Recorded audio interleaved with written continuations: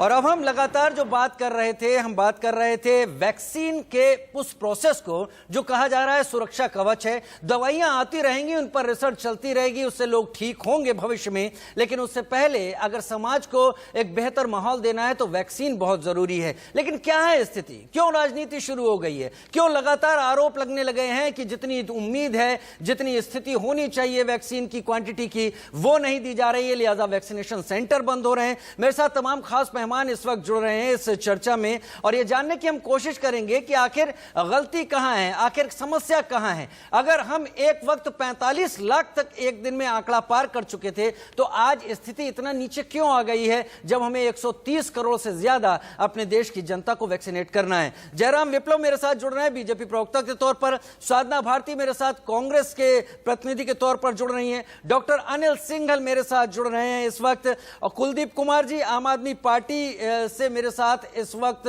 जुड़ रहे हैं। तमाम लोग मेरे साथ इस वक्त, और साथ में संजय द्विवेदी जी भी मेरे साथ शिवसेना से इस वक्त जुड़ गए। जयराम विप्लव जी, क्योंकि सरकार केंद्र में आपकी है, सबसे ज्यादा नजरें आप लोगों की तरफ हैं, पूरे देश के 135 करोड़ जनता की जिम्मेदारी प्रधानमंत्री नरेंद्र मोदी ने तमाम राज्य सरकारों के सहयोग से अपने कंधों पर ले रखी है, तो फिर वैक्सीन का सुरक्षा कवच क्यों नहीं मिल पा रहा है? जयराम विप्लव। देखिए, आज सुबह 8 बजे तक की जो स्थिति है, तकरीबन 21.3 करोड़ वैक्सीन डोजेस अभी तक के लोगों को लगाया जा चुका है।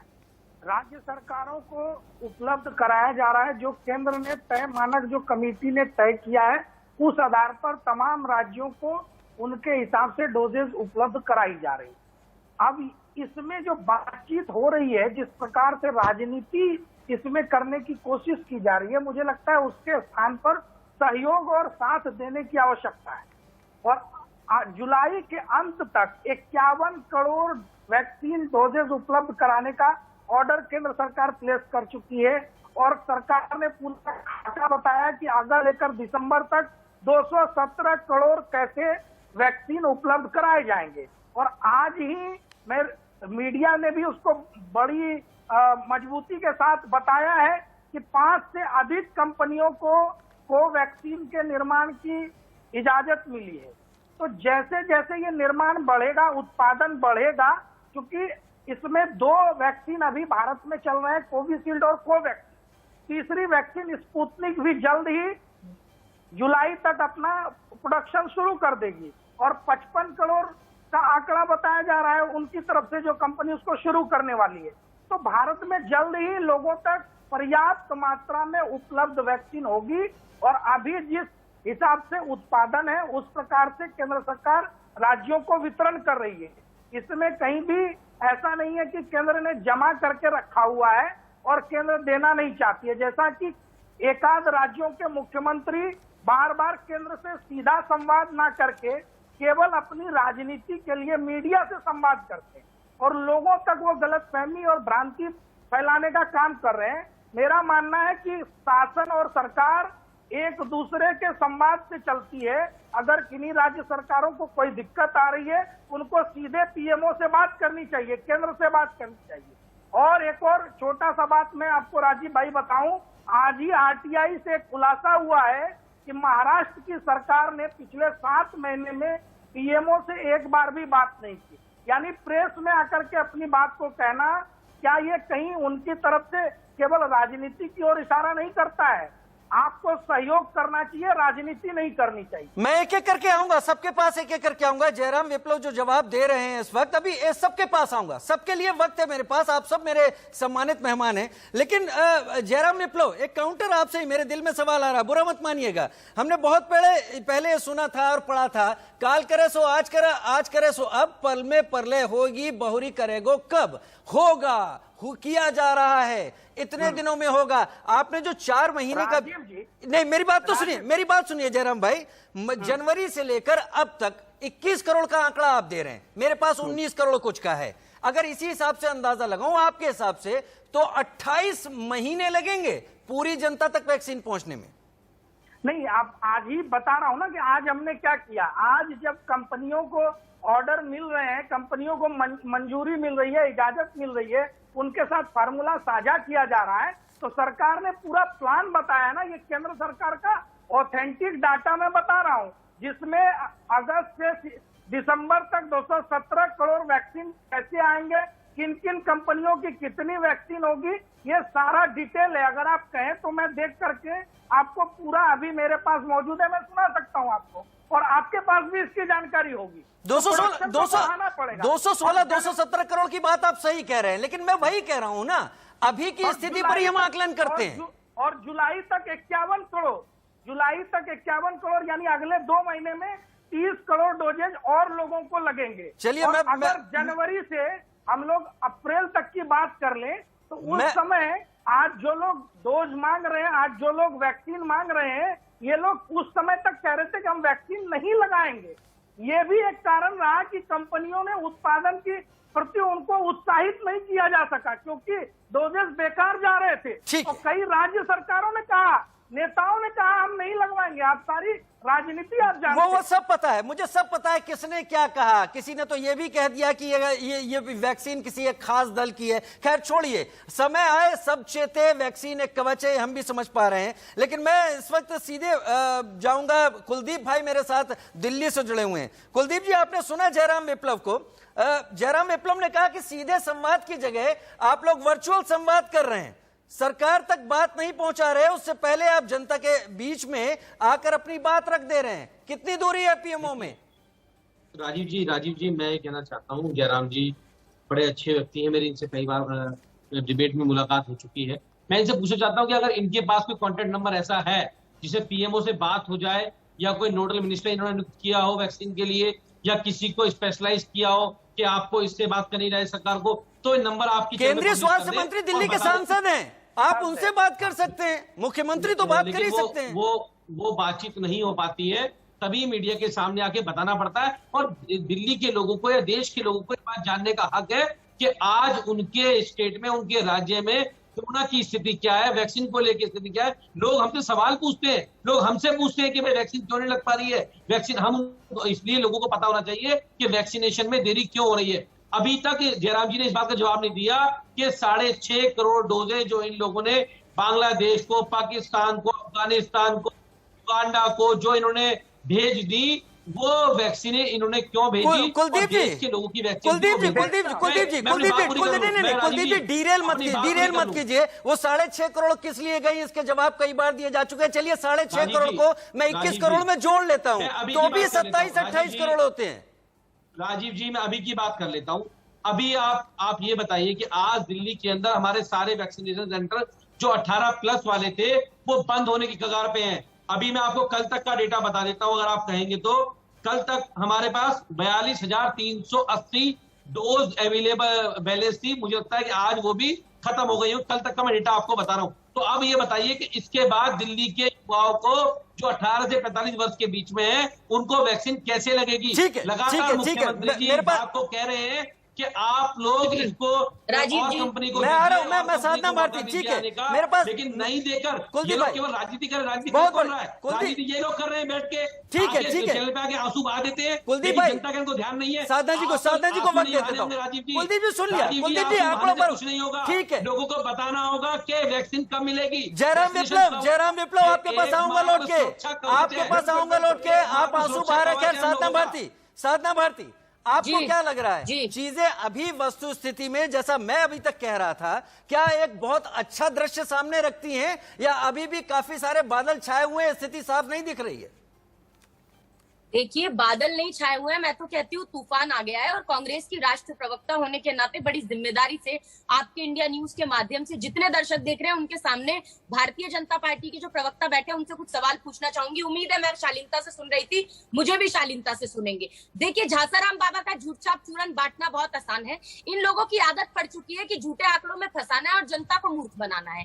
सीधी सादी सी बात है कि आज की स्थिति ये है, उत्तर प्रदेश ही नहीं देश की स्थिति बहुत भयावह है आज। राजीव जी, आज भारतीय जनता पार्टी क्या कर रही है? आज भारतीय जनता पार्टी ना तो वैक्सीन किट, ना वेंटिलेटर किट, ना तो दवाई किट, ना तो बेड किट, ना तो एम्बुलेंस की किट, इसके ऊपर ध्यान नहीं है। इनका फर्जी टूल किट बनाने पर ध्यान है, जो कि ट्विटर इंडिया ने भी साफ कर दिया, मैनिपुलेटेड ट्वीट बता दिया। दूसरी बात, आज भारतीय जनता पार्टी के कई मंत्री, कई सांसद, कई विधायक, बल्कि भारतीय जनता पार्टी के कई प्रवक्ता और बड़े बड़े नेता कोरोना से मुक्ति दिलाने के लिए गोबर लेप किट, गोमूत्र पियो टूल किट, कीचड़ में लोट टूल किट, डार्क चॉकलेट खाओ टूल किट, ऐसी टूल किट बना चुके हैं, और भाभी जी पापड़ खाओ टूल किट, और इनका बिगुल भी बजा चुके हैं, और यही नेता खुद कोरोना से संक्रमित हो चुके हैं। तो मुझे लगता है, और देश भर के डॉक्टर ये बता चुके, गुजरात मेडिकल एसोसिएशन के एक देसाई डॉक्टर ने ये कहा कि ये पाखंड है, साथ ही साथ इससे कोई इलाज नहीं होगा गोमूत्र और गोबर से।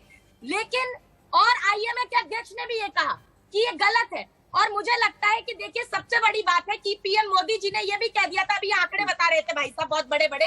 पीएम मोदी जी ने लाल किले पर खड़े होकर क्या कहा था? उन्होंने कहा था 1 नहीं, 2 नहीं, 3 वैक्सीनेशन लाई जा रही है, उनका ट्रायल किया जा रहा है। तो क्या हुआ भाई साहब? ट्रायल का क्या हुआ? मतलब आप उत्सव मनाने की बात करते रहे, ठीक है, आपने मना लिया जी, कुंभोत्सव, आईपीएल-उत्सव, अरे अब तो चुनाव चालीसा छोड़ दीजिए, अब तो कोरोना मुक्ति चालीसा पढ़ लीजिए।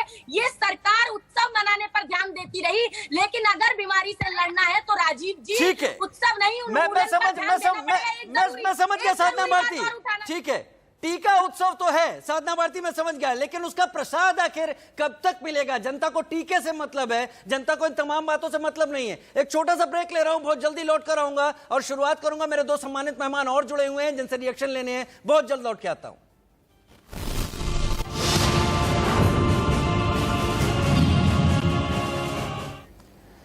देश भर में लगातार सुरक्षा कवच दिए जाने की तैयारी है। अगर आंकड़ों पर नजर डालें तो करीब 20 करोड़ लोगों को वैक्सीन लग चुकी है, लेकिन 135 करोड़ के देश में 20 करोड़ एक छोटा सा नंबर ही है जो कि पूरी बीमारी को रोकने में शायद उतना सहायक ना सिद्ध हो। बात वैक्सीनेशन की है तो महाराष्ट्र में वैक्सीनेशन को लेकर सियासत इस कदर हावी हो रही है कि यहां अलग अलग इलाकों में पार्टियां अपना अपना वैक्सीनेशन सेंटर खोलना शुरू कर चुकी हैं। लेकिन इन वैक्सीनेशन सेंटर के हालात इतने बुरे हैं कि यहां दिन में सिर्फ 50 से 100 लोगों को ही वैक्सीन मिल पा रही है।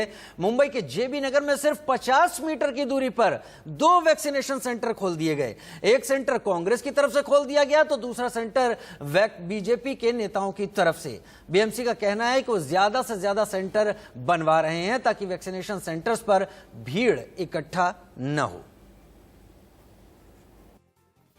वैक्सीनेशन सेंटर है, इसको शिवसेना की ओर से बनाया गया है। एक कॉलेज में जो है वैक्सीनेशन सेंटर बनाया गया है। कॉलेज को जो है कन्वर्ट करके जो है यहाँ वैक्सीनेशन सेंटर बनाया गया है। देखिए यहाँ पर जो तस्वीरें जो लगाई गई है, शिवसेना के नगर सेवक की लगाई गई है, एमएलए की लगाई गई है। साथ में ही जो है महाराष्ट्र के मुख्यमंत्री जो है उद्धव ठाकरे, उनकी तस्वीर जो है यहाँ पर लगाई गई है। जो है महाराष्ट्र में अब राजनीति शुरू हो गई है।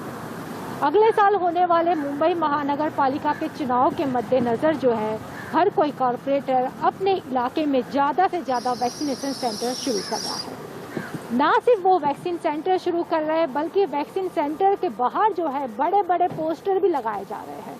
इस वक्त मैं अंधेरी जेबी नगर में हूँ। यहाँ पर जो है महज 50 मीटर दूरी पर जो है बीजेपी का वैक्सीन सेंटर है।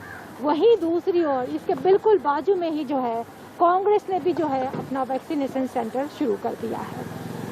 महज 50 मीटर में ही दोनों वैक्सीनेशन सेंटर आमने सामने शुरू हो गए हैं। एक तरफ बीजेपी ने अपने प्रयास से ये वैक्सीन सेंटर शुरू किया है, तो दूसरी ओर कांग्रेस ने एक जैन मंदिर में ही जो है अपना वैक्सीनेशन सेंटर शुरू कर दिया है।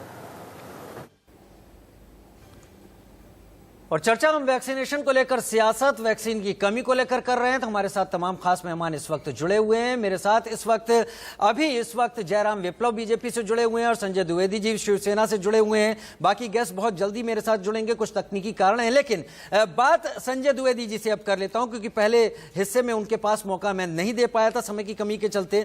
संजय जी, जयराम विप्लव ने कहा कि 7 महीने हो गए महाराष्ट्र सरकार ने एक बार भी केंद्र सरकार यानी प्रधानमंत्री से बात नहीं की है, लेकिन ये जरूर खबरें आ जाती हैं कि महाराष्ट्र में इसकी कमी है, उसकी कमी है। लोगों पर जाने से पहले केंद्र सरकार से नजदीकी बनाकर बात करना क्या संभव नहीं है संजय जी?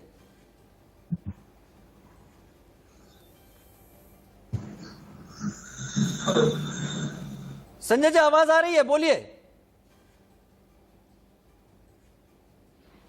हाँ हेलो, आवाज आ रही है? बोलिए बोलिए बोलिए बोलिए आवाज आ रही है? जी आ रही है, बोलिए। मैं कह रहा था मैं आपकी दोनों सब बातों में जवाब देता हूँ। पहले जी। मैं जवाब दूंगा जब आप कहते थे वैक्सीन चाहिए तो माननीय प्रधानमंत्री जी, गृह मंत्री कहते थे दीदी ओ दीदी, बंगाल में जाके दीदी ओ दीदी कहते थे। आपका जब चैनल कहता था ऑक्सीजन चाहिए तो माननीय प्रधानमंत्री जी और माननीय गृह मंत्री जी वहां कहते 2 मई दीदी गई। तो समस्या ये इसमें ये नहीं है। समस्या जो विपक्ष है वो वैक्सीन मांग रहा हो, चाहे महाराष्ट्र हो, चाहे दिल्ली हो, चाहे दूसरे राज्य हो, वो किससे मांगेंगे? स्वास्थ्य सेवाएं जो हमारी हैं वो केंद्र सरकार के हाथ में। वैक्सीन का निर्माण किसको कराना है? केंद्र सरकार ना। ऑक्सीजन प्लांट किसको लगाने हैं? प्रधानमंत्री जी को लगवाने, केंद्र सरकार को लगवाने हैं। जो दूसरी बात माननीय विप्लव जी कह रहे हैं, इनको इनकी याददाश्त अपनी ठीक कर ले। याददाश्त ठीक होना जरूरी इनकी है। अभी 10 दिन पहले माननीय प्रधानमंत्री जी ने माननीय उद्धव ठाकरे को बधाई दी थी, जब सुप्रीम कोर्ट ने बधाई दी कि वहां पे कोविड का काम सबसे अच्छा हुआ है। माननीय मुख्यमंत्री जी ने पीएमओ ऑफिस फोन मिलाया था, तो पता माननीय प्रधानमंत्री जी जो है वो बंगाल चुनाव में। संजय भाई एक मिनट रोको। संजय भाई मैं थोड़ा स्पष्ट कर दूं। बधाई देना, ये इस तरह के जो संदेश होते हैं, ये संदेश आदान प्रदान होते रहते हैं, लेकिन सीरियस होकर अगर वैक्सीन को लेकर बात करनी है, जयराम विप्लव का कहना आरटीआई के जरिए जवाब आया कि पिछले साल अक्टूबर के बाद से आपने कोई बात ही नहीं की, तो बाकी चीजें तो अलग चल रही हैं। केवल प्रधानमंत्री चुनाव में नहीं थे, केवल गृह मंत्री चुनाव में नहीं थे, सभी लोग थे उसमें। बातचीत के लिए फोन मिलाया गया था, बातचीत के लिए फोन मिलाया गया वहां पे, तो बातचीत नहीं हो पा रही है। तो इसमें दोष किसका है? इसमें है बात मेन है कि आपके माननीय प्रधानमंत्री जी अवेलेबल है। माननीय प्रधानमंत्री जी बंगाल चुनाव में व्यस्त थे, आज भी स्थिति वही है। अगर बंगाल चुनाव में व्यस्त न होते तो शायद जो इतनी मौत हो रही है। माननीय प्रधानमंत्री जी कल देश के नाम संदेश में कहा, डॉक्टरों से बात करते कहा, साहब हमको संवेदनाएं हैं, जो मरे उनको श्रद्धांजलि है। लेकिन जब यहाँ लाइसेंस लगी थी, लाशों में ढेर लगे था देश में, तो वो बंगाल में विधि कर रहे थे। तो ये जो चीजें हैं, ये चीज कैसे समझ में नहीं आ रहा है। आज वैक्सीन कमी है, मैं आऊंगा जयराम भाई, आऊंगा। हर चीज कमी थी, हर चीज कमी होने के बाद ये पूरा करना किसका काम है? आप अगर विपक्ष वैक्सीन मांग रहा है तो आप कहते हैं विपक्ष टोप लगा रहा है। आपके टोल मंत्री जो हैं, टोल मंत्री टोल करने लगते हैं। माननीय सोनिया गांधी जी कोई सजेशन दे रहे हैं, माननीय राहुल गांधी सजेशन दे रहे हैं, माननीय कोई दूसरा मुख्यमंत्री सजेशन दे रहा है, तो आपके टोल मंत्री जो है वो टोल करने लगते हैं। आप देखिए 20 अप्रैल के बाद जो भी देश की ध्यान दिया गया है वो 20 अप्रैल के बाद दिया गया। अगर ये 20 अप्रैल से पहले वैक्सीन की बात हो जाती, ऑक्सीजन प्लांट की बात होती, दवाइयों की बात होती, बेड की बात होती, तो शायद हमारे देश में इतनी जाने, आज भी 4000, कल भी 4000 जाने। इसका जिम्मेदार कौन है? बैठ के जुमलेबाजी करते हैं, जो विमित करते हैं, गुमराह करते हैं देश को। ये नहीं करना चाहिए। ये लड़ाई, मैं फिर कह रहा हूँ, ये लड़ाई सबकी है, चाहे मंत्री चाहे प्रधानमंत्री हो, चाहे देश के नागरिक को लड़नी है लड़ाई है, तभी इस लड़ाई हम पार पाएंगे। अब कभी आप टोल के करने लगते हैं, कभी आप कुछ करने लगते हैं, तो जो ये देश में इस तरह की राजनीति होगी तो निश्चित है कि हमारी देश की परेशान होगी। ठीक है जयराम विप्लव, ठीक है संजय भाई, जयराम विप्लव, नहीं बढ़ सकते। जयराम विप्लव, ठीक। राजीव जी, इन्होंने पर्याप्त मात्रा में बहुत सारी बातें कही है, मुझे उत्तर देने आप दीजिए, इसीलिए उन्हें वक्त दिया। बहुत संक्षेप में पहले तो एक प्रश्न इनसे पूछूंगा जिसका ये अपने समय में उत्तर दे दें कि क्या हाल के 10-15 दिनों में उद्धव ठाकरे जी की प्रधानमंत्री जी से बात हुई है? इनको जानकारी है या नहीं है? इसी से इनको पता चल जाएगा कि इनको कितनी वस्तुस्थिति मालूम है। संजय जी बताइए, बस एक छोटा सा सवाल है, फिर मैं अपनी बात कहूँ। संजय जी, जयराम जी ने क्या बीते 10 दिनों में प्रधानमंत्री जी और उद्धव ठाकरे जी की बात हुई है फोन पर या नहीं हुई? अरे आप बात की बात कर रहे हैं, जब यहाँ पे कोई चीज वैक्सीन उपलब्ध नहीं है, ऑक्सीजन प्लांट वहां दे नहीं पा रहे हैं, कुछ आप दे नहीं पा रहे हैं, जबरदस्ती आप गुमराह से तो करते जा रहे हैं। पूरी कर लो। आपने देख लिया आपने दिए मुंबई में जानकारी है, शिवसेना के प्रवक्ता बनकर आए हैं, पता कर लीजिए राज्य सरकार ठीक नहीं थी। बीते 10 दिन में स्वयं बीच में मत बोलिए, अब सुन संजय भाई, अब सुन लेते हैं, ठीक है संजय भाई, संजय भाई, आप इस पर ध्यान दीजिए। संजय भाई अब सुन लेते हैं, संजय भाई जयराम जी को अब सुन लेते हैं। जयराम जी मैं भी सुन रहा हूँ, संजय जी भी सुन रहे हैं, ठीक है। मैं बहुत संक्षेप में ये कहना चाहता हूँ, बीते दिनों ज्यादा समय नहीं हुआ है, बीते सप्ताह ही प्रधानमंत्री जी ने स्वयं फोन लगा करके देश भर के राज्य के मुख्यमंत्रियों से बात की, जिनमें उद्धव ठाकरे जी भी शामिल। फोन पीएमओ की तरफ से गया था, ना कि वहां से आया था, नंबर 1। नंबर 2, मैंने जो अपनी बात कही वो इस संदर्भ में कही कि अगर आपको सरकार से कोई सजेशन, कोई सुझाव, कोई मांग रखनी होती है, एक राज्य सरकार का कर्तव्य वो चिट्ठी लिख, वो ईमेल करे, वो फैक्स करे, वो फोन पर बात करे, ना कि हर बार मीटिंग में जाकर के आप अपनी बात को रखें। आ रहा हूं संजय जी। ऐसा भी नहीं है कि केंद्र सरकार दिन भर बैठ के आपके प्रेस कॉन्फ्रेंस ही रीड करती है। दूसरी चीज, आप कह रहे हैं प्रधानमंत्री जी दोषी हैं क्योंकि वो बंगाल चुनाव में लगे हुए थे। मैं आपको फैक्ट करेक्ट करा देता हूं। मार्च 2021 में 17 मार्च को सारे देश भर के मुख्यमंत्रियों से बात की थी, जब केवल 30,000 केसेस एक्टिव थे और जिसमें सर्वाधिक केसेस महाराष्ट्र में थे। आज वस्तुस्थिति यह है कि सबसे अधिक मौत महाराष्ट्र में हुई है, सबसे अधिक पॉजिटिव रेट महाराष्ट्र का रहा है, सबसे ज्यादा बद इंतजामी महाराष्ट्र की रही है। और संजय द्विवेदी जी पढ़े लिखे व्यक्ति मालूम होते हैं, पर शायद क्यों भूल जाते हैं कि स्वास्थ्य जो है वो राज्य का विषय है। तो आरोप केवल केंद्र पे ना मढ़े। स्वास्थ्य राज्य का विषय नहीं है, सोनिया, स्वास्थ्य राज्य क्लियर कर लीजिए। जब महामारी आती है स्वास्थ्य केंद्र का विषय जाता है। Oxygen, ventilator, oxygen plant, vaccine, मैं जो कह रहा हूँ सुन लीजिए। नहीं है। आपकी सरकार कहाँ थी?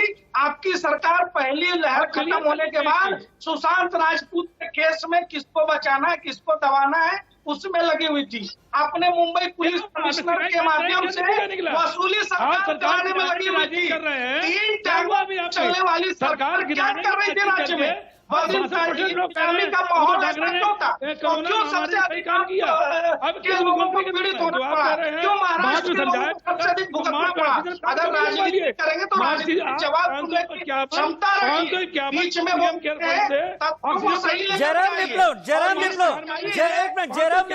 जयराम विप्लव कितनी गारंटी है? जयराम विप्लव आपने 51 करोड़ वैक्सीन की बात। एक मिनट संजय भाई, जयराम विप्लव 51 करोड़ की बात कर रहे हैं आप जुलाई तक, 51 करोड़ वैक्सीन की बात कर रहे हैं आप जुलाई तक। अगर यही सच हो जाता है तो बहुत बड़ा परिवर्तन आने वाला है देश में। लेकिन हम वर्तमान हालात पर समीक्षा करते हैं, वर्तमान हालात ऐसा कोई इंडिकेशन दे नहीं रहे हैं जनाब विप्लव कि यकीन किया जाए। कैसे इंडिकेशन नहीं है? अगर हमारी सरकार 5 कंपनियों को और वैक्सीनेशन की अनुमति दे रही है, उनके साथ फार्मूला साझा किया जा रहा है, तभी जानते हैं कि स्पुतनिक का करार हो गया है, हमारे यहाँ की कंपनी उसको बनाने वाली है। तो ये सारी प्रोजेक्ट जो आएंगी, सरकार ने पूरा आंकड़ा, पूरा खाका बताया है और वो सारी चीजें हैं, तो उस पर विश्वास करने की ठीक है। साधना भारती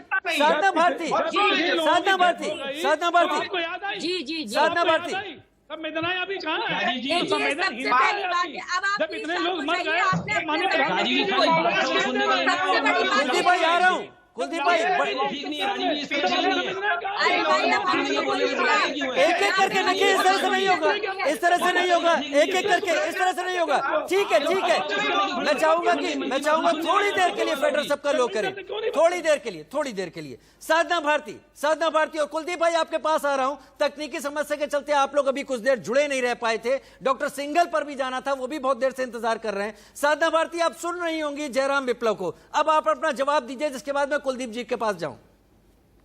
देखिए, सबसे बड़ी बात ये पूरे देश को पता है कि ये चुनाव उत्सव में व्यस्त थे। हमने ये भी कहा, हमने जब अपनी रैलियां रद्द की तो हमने निवेदन किया था कि आप भी अपनी रैलियां रद्द कीजिए और एक चरण में चुनाव कराइए। चुनाव आयोग से भी कहा। मद्रास हाईकोर्ट ने चुनाव आयोग को ये ठहराया इसका जिम्मेदार जो बंगाल में आज खतरनाक वेरिएंट है। तो आप नहीं नकार सकते। आपने कहा आदान प्रदान होता है संदेशों का कोर्ट के माध्यम से, तो याद रखिए उच्च न्यायालय से लेकर माननीय सर्वोच्च न्यायालय ने केंद्र सरकार को फटकार लगाते हुए राष्ट्रीय नीति बनाने को कहा। आज उत्तर प्रदेश के हालात ये है कि लोकसभा में जो प्रधानमंत्री जी के प्रस्तावक रहे छन्नूलाल मिश्रा जी, बेटी का निधन कोरोना से हुआ, 20 दिन से वो सीसीटीवी फुटेज मांग रहे हैं, नहीं मिल रही है उनकी बेटी का शव दिखाने के लिए 25,000 रुपए कैश मांग लिए गए। 20 में मत बोलिए बात, 25,000 रुपए कैश मांग लिए एटीएम से निकाल कर। अरे सरकार ने तो करिए, आज आपने देश की स्थिति खराब करके रखी है। अरे आपने खूब चुनाव चालीसा पढ़ी, चिल्लाने से कुछ नहीं होगा। ये राहुल गांधी के मोदी महल में बनवाइए, गंगा नदी के किनारे जो सब है पूरे हिंदू धर्म के अनुसार। अरे लोगों ने देख लिया ना, लोगों ने देख लिया कि कांग्रेस पार्टी लाशों को जलती चिताओं को अपने प्रचार का माध्यम बनाना चाहती है, बना रही। शर्म करने का काम करो। ये मन की बात जासाराम बाबा पे झूठा विरोध बांटना। अरे शर्म जैसे बेशर्म प्रवक्ताओं को केवल चिल्लाते हैं। मैं थोड़ी देर, ठीक है आ रहा हूँ कुलदीप भाई, कुलदीप भाई, ठीक है ठीक है ठीक है। जयराम भाई सुनिए, जयराम भाई, अरे जयराम भाई आप तो सुन लीजिए, आप तो सुन लीजिए जयराम भाई। कुलदीप जी ठीक है कुलदीप जी कितनी जरूरत है दिल्ली को, दिल्ली की स्थिति कैसे सुधरेगी? मुख्यमंत्री कह रहे हैं कि मुझे वैक्सीनेशन सेंटर बंद करने पड़ रहे हैं। कुलदीप भाई एक मिनट, कुलदीप भाई देखिए राजीव जी, एक तरफ हम देश में टीका उत्सव मनाने की बात कर रहे हैं, दूसरी तरफ दिल्ली के मुख्यमंत्री अरविंद केजरीवाल जी ये बात लगातार कह रहे हैं कि हमें 3 महीने में दिल्ली के लोगों को वैक्सीनेट करना है और उसके लिए 80 लाख डोज हमें पर मंथ चाहिए होंगी। लेकिन उसके बाद भी केंद्र सरकार के कानों पे जूने रेंग रही है। लगातार हम कह रहे हैं कि हमें वैक्सीन दी जाए, हमने पूरा सेटअप तैयार किया हुआ है, स्कूल तैयार किए हुए हैं, हेल्थ वर्कर तैयार किए हुए हैं जो लोगों को वैक्सीनेट कर रहे हैं, वैक्सीन लगा रहे हैं। और हम सबको समझना पड़ेगा, हमारे बीजेपी के साथी बैठे, कांग्रेस साथी बैठे हुए, आज इस बीमारी से जीतने का एक ही मंत्र है, वो है वैक्सीन का सुरक्षा कवच। हम जितने ज्यादा लोगों को वैक्सीन लगा पाए, अगर हम देश के लोगों की सेवा करना चाहते हैं, देश के लोगों की जान बचाना चाहते हैं, तो हमें वैक्सीनेशन करना होगा। और यही बात दिल्ली के मुख्यमंत्री लगातार कह रहे हैं। जिस तैयारी की ये बात कर रहे हैं, अगर ये तैयारी इन्होंने जनवरी से की होती तो आज हम लोग बहुत आगे खड़े होते। चलिए इनकी नाकामी, डॉक्टर अनिल बंसल, इनकी नाकाम डॉक्टर अनिल बंसल, देश पीछे खड़ा आपकी आज भी देश को ये बता नहीं पा रहे भाजपा के लोग कि वैक्सीन कब लगेगी। अब डॉक्टर अनिल बंसल से, डॉक्टर अनिल बंसल, ठीक है डॉक्टर अनिल बंसल, मैं ठीक है, मैं डॉक्टर साहब के पास अब तक नहीं हो गया हूं, माफी के साथ। डॉक्टर अनिल बंसल, हम अब वैक्सीनेशन को पटरी पर लाने के लिए क्या करेंगे? देखिए दावे कोई कुछ भी करे, ये मानना होगा कि वैक्सीनेशन की गाड़ी अभी पटरी से उतरी हुई है, उसको कैसे लाया जा सकता है? और ये जानते हुए कि वैक्सीनेशन ही अंतिम हल है फिलहाल आज के हालात में। राजीव जी, भाजपा के लोगों से पूछना है सवाल तो मैं पूछूंगा, ठीक है डॉक्टर साहब से बात कर लूं पहले। वैक्सीनेशन बड़ा इम्पोर्टेंट फैक्टर है और हमारी कोशिश होनी चाहिए कि हर व्यक्ति को वैक्सीनेशन दी जाए। इसके लिए पॉलिटिकल पार्टीज को अपने डिफरेंसेस भूल के साथ में इकट्ठे आके जनता के लिए वैक्सीन का अरेंजमेंट करना चाहिए और कोशिश करनी चाहिए कि जितनी जल्दी से जल्दी हम वैक्सीन लोगों को दें, उनका स्वास्थ्य के हमारे देश में 35 करोड़ पॉपुलेशन है और 2 डोज लगेगी और 217 करोड़ इसको और वैक्सीन 1 साल के अंदर लगने की आवाज थोड़ी सी साफ नहीं आ रही, ठीक है। मैं जयराम विप्लव आपसे एक कमेंट ले लेता हूं। जयराम विप्लव, अगर 2 डोज सबको लगाई जाएं तो 270 करोड़ डोज होती हैं। मेरे पास इस बात को मानने का कोई भी इस वक्त मुझे संकेत नहीं दिख रहा कि मैं कहूं कि गाड़ी पटरी पर है, मुझे तो उतरी हुई दिख रही है। राजीव भाई, ये दुनिया का लार्जेस्ट वैक्सीनेशन, मैं मानता हूं आपके साथ हूं, भारत के सामने चुनौती जिम्मेदारियां ज्यादा है और भारत दुनिया की दूसरी सबसे बड़ी आबादी का देश है, तो हमको समय भी लगेगा और सब लोगों को लगाएंगे। और ऐसा कहीं नहीं है कि साल भर के अंदर, अरे बीच में आप बोलिए Rahul Gandhi tool kit gang की सदस्य आप साथ रही है, आपके चिल्लाने से वैक्सीन नहीं बनेगी ना, आपके चिल्लाने से वैक्सीन नहीं बनेगी ना, चिल्लाने से राहुल गांधी प्रधानमंत्री बनेगी, वैक्सीन हम ही लगवाएंगे, वैक्सीन हमने ही लगाया है, 21 करोड़ लोगों को वैक्सीन हमारी सरकार ने लगाया है। भारत की सरकार पर, मोदी सरकार पर लोगों को भरोसा है हमारी सरकार अगर नागरिकों के लिए प्रधानमंत्री आपको विनम्र निवेदन है। चलिए ठीक है नागरिकों के लिए आंसू बहाने वाली पार्टी हमें नहीं सिखाए। नागरिकों के लिए आंसू बहाना जायज है, ना कि आतंकियों के लिए। पटना हाउस आतंकियों के लिए आंसू बहाने वाली सोनिया गांधी की चमची ना बताए गंगा मैया कहाँ है। सोनिया गांधी जो आतंकियों के लिए उसकी चमची हमें ना बताए। अपनी घासले की भाषा को, अपनी साहित्य की भाषा को राहुल गांधी बंद करे। थोड़े जिम्मेवार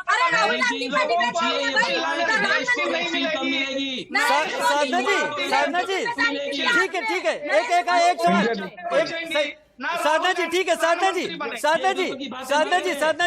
एक मिनट कि देश के लोगों को वैक्सीन कम मिलेगी। कुलदीप भाई और साधना जी आज वैक्सीन की बात हम लोग सब लोग कर रहे हैं। आवाज थोड़ा सा कम करें, थोड़ा सुन लेने दे। आज हम लोग सब आज सारे लोग सारा ऑक्सीजन सरप्लस हो गया। केजरीवाल स्थिति यही हो जाती है जब हम बात करने बैठते हैं किसी गंभीर विषय पर। गंभीर विषय ये कि हम सबको वैक्सीन कब तक मिलेगी। सरकार की तमाम योजनाएं हैं, वैक्सीन के लिए बहुत सारी योजनाएं कर ली गई हैं और उम्मीद ये जताई जा रही है कि 216 करोड़ वैक्सीन हमें दिसंबर तक मिलेंगी, अगस्त तक 51 करोड़ मिलेंगी। वर्तमान हालात ये मानने के लिए कोई भी संकेत नहीं देते कि हम इन तथ्यों को, इन आंकड़ों को सही मान लें। लेकिन इस बात को भी हमें भूलना नहीं होगा कि इस देश में वैक्सीन को लेकर सियासत आज नहीं हो रही है। इस देश में वैक्सीन को लेकर सियासत काफी पहले शुरू हो गई थी, जब यह कहा गया था कि यह तो बीजेपी की वैक्सीन है, हम नहीं लगवाएंगे। जब यह कहा गया था कि इस पर लोगों को गिनी पिग बनाया जा रहा है, तो जो बोया है आज वही काटने को इस देश में मिल रहा है। राजनीति को जरूर समझना होगा, देश के नाम पर ही सही, कम से कम एक साथ तो आना ही है, और आना जितनी जल्द होगा उतनी ज्यादा देश बेहतर होगा, उतनी जल्दी। एक छोटा सा ब्रेक, जल्द हाजिर होते हैं।